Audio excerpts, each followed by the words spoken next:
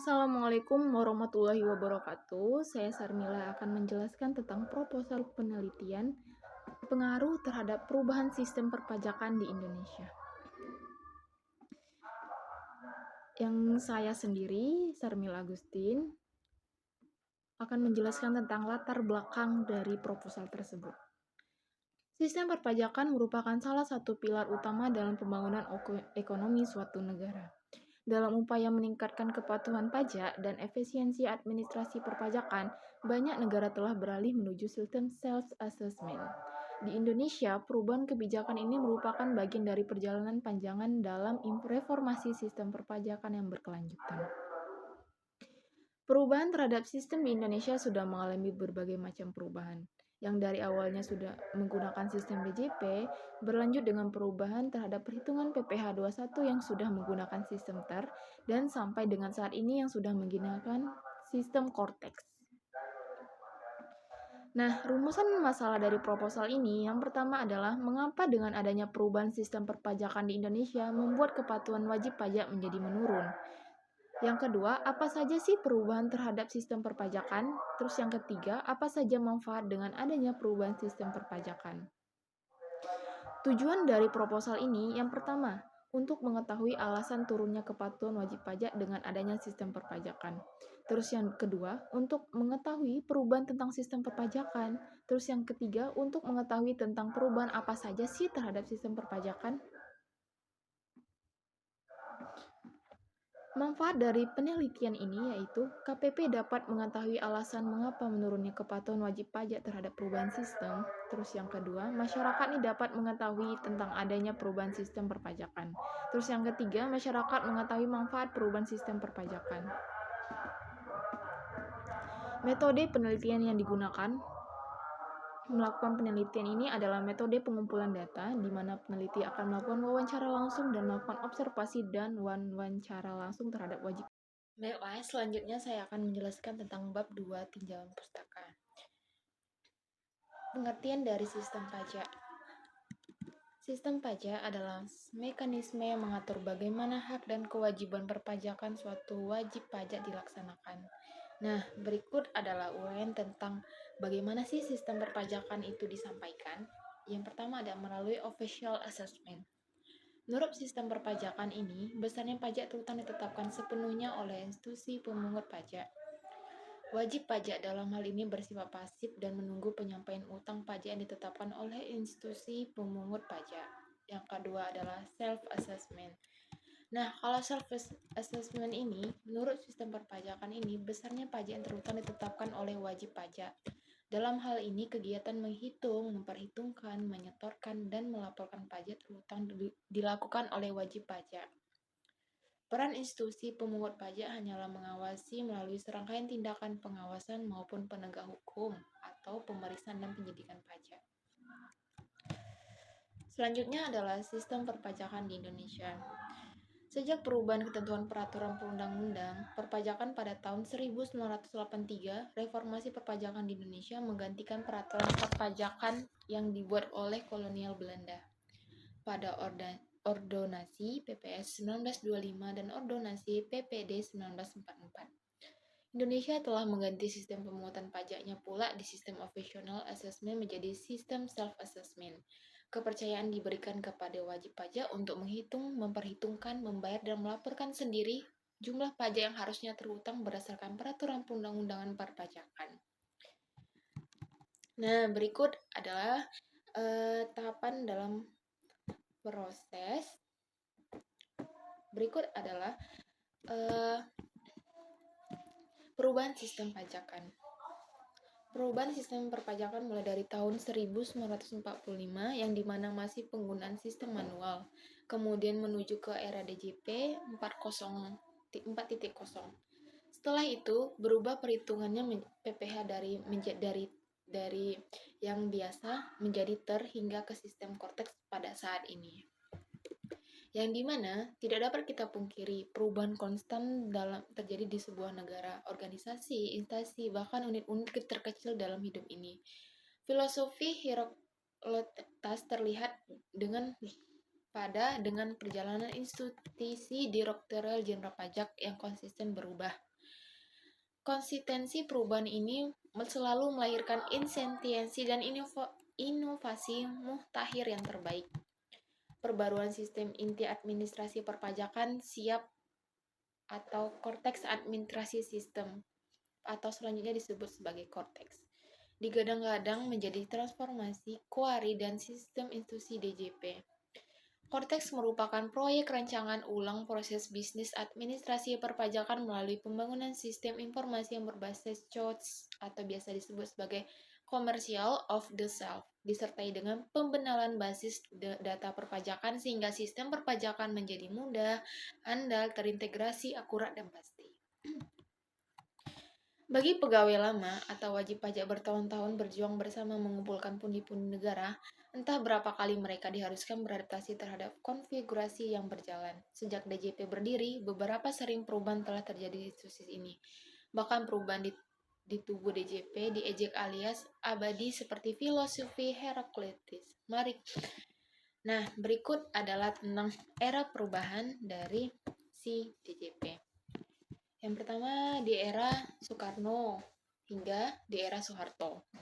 Sejarah mencatat kisaran pajak era Soekarno sampai dengan 1966, kelahiran pajak pada tanggal 14 Juli 1945 diperingati sebagai hari pajak tepat 34 hari sebelum kemerdekaan.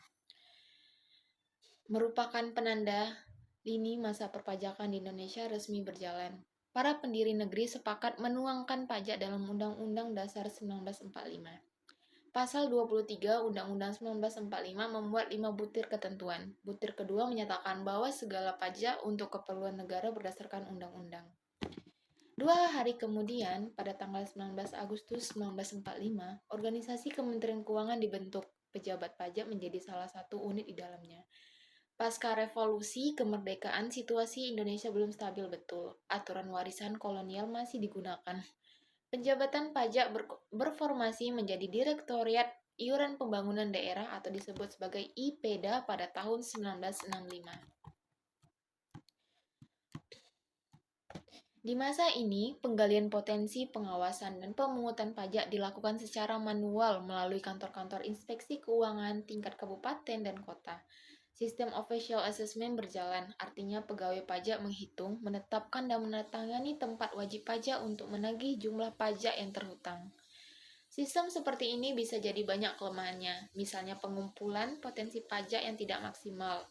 Juga wajib pajak tidak didorong untuk melakukan pajak, soalnya segala hal sudah diurusi oleh petugas pajak, termasuk diperhitungkan besarkan pajaknya. Pada masa pemerintahan Presiden Soeharto tahun 1967 sampai 1998, perubahan dan penyempurnaan Undang-Undang Pajak dilakukan. Selama 13 tahun sampai dengan 31 Desember 1983, reformasi pajak atau tax reform digulirkan. Pada tahun 1976, terbitlah keputusan Presiden nomor 12 tahun 1976 yang menetapkan Direktoriat IPEDA diserahkan ke DJP. Mekanisme, birokrasi, dan sistem perpajakan pun berubah. Tahun 1983, reformasi pajak dilaksanakan melalui perbaruan sistem perpajakan nasional. Official assessment berganti rupa menjadi self-assessment. Wajib pajak memiliki wewenang untuk mendaftarkan diri, menghitung, menyetor, dan melaporkan pajak terhutang secara mandiri. Pembayaran pajak tidak lagi melalui petugas pajak, melainkan via kantor pos atau bank resepsi yang telah ditunjuk petugas pajak hanya mengadministrasikan dan melakukan pengawasan terhadap wajib pajak. Nah, setelah itu, sistem perpajakan pun berubah menjadi menuju era DJP 4.0, di mana setelah reformasi perpajakan pertama di tahun 1983, struktur DJP mengalami perubahan pada tahun 1989. Upaya pendekatan pajak yang lebih baik kepada masyarakat diwujudkan dengan memperbaiki fungsi administrasi perpajakan melalui kantor pelayanan, penyuluhan, dan konsultasi perpajakan atau disingkat sebagai KP2KP. Kantor pelayanan pajak, dan kantor pemeriksaan dan penyidikan pajak atau disebut sebagai KARIPK. Selanjutnya, pada tahun 1991 sampai tahun 2000, berbagai reformasi undang-undang perpajakan dilakukan. DJP kembali menerapkan reformasi birokrasi pada tahun 2000 sampai 2021. Reformasi ini disebut sebagai reformasi perpajakan jilid 1 atau modernisasi administrasi perpajakan. DJP mulai menggunakan sistem administrasi digital sederhana menggantikan sistem administrasi perpajakan terpadu atau SAP yang merupakan prototipe sistem informasi DJP. Kantor-kantor modern seperti KPP wajib pajak besar, KPP khusus, KPP media, dan KPP pertama pun dibentuk. Pada tahun 2013, Kementerian Keuangan meluncurkan program transformasi kelembagaan Kementerian Keuangan yang berdiri dari rumusan 87 insentif transformasi yang terbagi dalam 5 tema, salah satunya yaitu tema perpajakan. Pada tahun 2009 sampai 2014, reformasi perpajakan jilid 2 dilaksanakan dengan pembenahan mutu dan integritas sumber daya manusia DJP. Sedangkan reformasi perpajakan jilid 3 mulai digulirkan pada tahun 2016 setelah berakhirnya program pengampunan pajak atau disebut sebagai tax amnesty. Hal ini dipertajam dengan keputusan Menteri Keuangan nomor 360 atau 3KMK 06/2017 tentang program reformasi perpajakan yang menjadi dasar keberlanjutan reformasi perpajakan jilid 3. Beberapa perubahan aturan pun dibuat agar layanan perpajakan menjadi semakin mudah. Di sisi lain, untuk menerapkan pengawasan terhadap kepatuhan wajib pajak, DJP meluncurkan sistem yang disebut sebagai Compliance Risk Management atau disebut sebagai CRM pada tahun 2019. Tahun 2020, Cortex sebagai pencapaian tertinggi transformasi DJP merupakan implementasi pembenahan teknologi, informasi, basis data, dan proses bisnis DJP. Cortex adalah perwujudan pilar ketiga dan keempat dari 5 pilar utama dalam transformasi DJP. Pilar ketiga adalah teknologi informasi berbasis data, yaitu menciptakan teknologi informasi dan basis yang reliable dan andal. Sedangkan pilar keempat adalah proses bisnis yang menciptakan proses bisnis yang sederhana, efektif, efisien, dan akuntabel, berbasis teknologi informasi dan komprehensif. Wajib pajak tidak perlu mengunduh banyak aplikasi dengan berbagai kata sandi dan nama pengguna. Hanya dengan satu ketik pada satu aplikasi, wajib pajak maupun petugas pajak dapat mengetahui seluruh data informasi perpajakan hingga pembayaran pada sistem berbasis situs web. Mudah dan terintegrasi. Nah, setelah itu, lanjutlah ke tahap menggembleng Gatot-Kaca pada tahun DJP 4.0. Selain kesiapan dana, kesuksesan program DJP tidak lepas dari intent di dalamnya. Dalam buku Reformasi Perpajakan pada tahun 2021 yang diterbitkan oleh DJP, reformasi perpajakan berjilid-jilid dan tantangannya seolah menjadi candramuka yang menggembleng Gatot Kaca DJP agar kian perwira dan terwujud ketangguhan DJP. Itulah kira-kira disebutan untuk era DJP yang serba digital.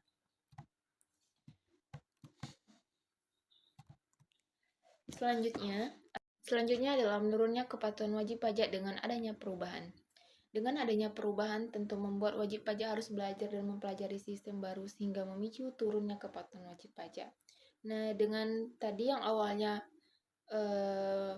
secara manual pada zaman Soeharto dan Soekarno dilaporkan oleh petugas pajak hingga beralih ke sistem DJP 4.0 hingga ke Cortex pada saat ini. Tentu membuat si wajib pajak ini harus belajar lebih lagi, dan itu membuat mereka tuh harus mempelajari tentang perubahan sistem yang terjadi di Indonesia. Bagi wajib pajak yang tidak patuh terhadap wajib pajak, tentu membuat ini adalah hal yang sangat tidak di sistem serta melakukan perbandingan terhadap sistem perpajakan sebelumnya. Selain itu, peneliti juga melakukan pengamatan terhadap wajib pajak. Teknik pengumpulan data. Yang pertama, data primer. Data primer adalah data yang diperoleh dari pengamatan terhadap perubahan sistem perpajakan yang di Indonesia. Kayak contohnya tadi, dari sistem DJP ke tahap TER sampai ke tahap Cortex. Yang kedua, data sekunder. Data sekunder penunjang untuk melakukan penelitian mulai dari mencari jurnal, artikel, ilmiah, maupun internet. Demikianlah presentasi saya tentang proposal dalam pengaruh terhadap perubahan sistem perpajakan di Indonesia. Terima kasih.